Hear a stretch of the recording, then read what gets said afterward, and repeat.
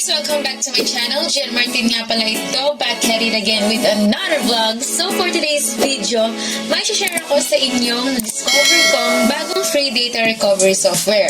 Of course, kapag may PC tayo or may laptop, may mga times or tendencies na nadidelete or nami-misplace natin yung mga files. Yung mga files na like pictures, videos, documents. So, paano nga bang gagawin? How to recover your lost data? Kung interesado ka sa video na to, just keep on watching. So first guys, pupunta muna tayo sa kanilang website. Search nyo lang sa browser nyo ang anyrecover.com/data-recovery/. Or guys, pwede nyo natin i-click yung link sa aking description box below. So, ilalabas ang kanilang site, and Recover for Windows. One-stop solution to recover lost data. Restore deleted, lost, formatted, or corrupted files from a full range of devices. Recover 1,000 plus file types, photos, videos, office documents, emails, audio, etc. Include the preview panel to filter the scanning results, repair damaged or broken video files after recovery. So, yan yung kanilang pinaka-latest na feature. Newest feature nila to, nakakapag-repair sila ng mga corrupted files. So, meron yung dalawang options which is free download and buy now. And guys, ito nga pala ay compatible with Windows 11, 10, 8, 8.17, and XP. So, kung hindi ka naman Windows, pwede natin i-click tong Mac OS.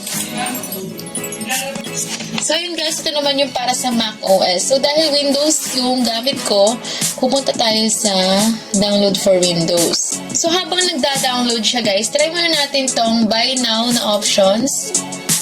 So, makita natin dyan, Buy and Recover for Windows, Recover Unlimited Data, Instant Delivery, 30-day money-back guarantee. So, ayan yung mga plans niya. 1-month plan, 1-year plan, and lifetime plan. Yung 1-month plan, pwede natin bilhin for $49.95. O pwede lang siya sa isang PC. 1-year plan naman, $59.95. And yung lifetime plan, which is yung kanilang bestseller, $79.95. Para sa akin, mas okay na mag-lifetime plan na lang kayo kasi pwede siya up to 5 PCs. Tapos, konti lang yung pinagkaiba niya sa mga price. And huwag kayong mag-alala kasi 30-day money-back guarantee siya.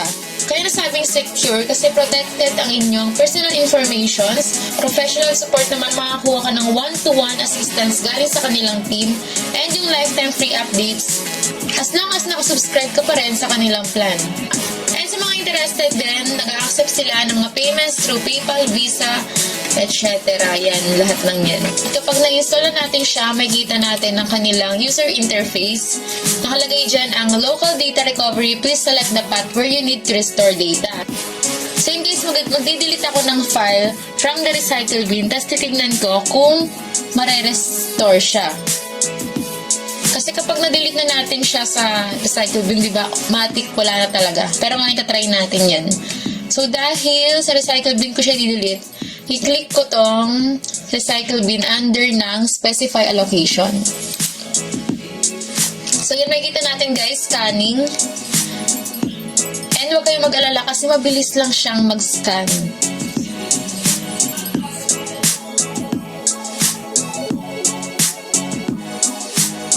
So, yun guys, kapag lumabas na yung mga files na gusto mong mabalik, nakalagay na dyan yung scan completed.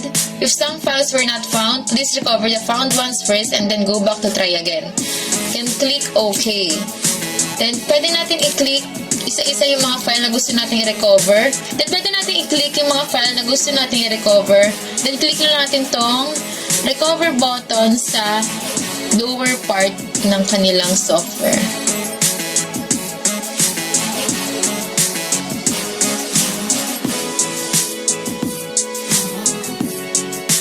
So that is it guys, na-recover na natin ang lost and deleted files. Sana may natutunan kayo sa video na to. Kung bago ka lang sa channel ko, huwag mo kalimutan mag-like, comment, and subscribe. And hit the notification bell below para like ang updated on my next vlog. Thank you for watching!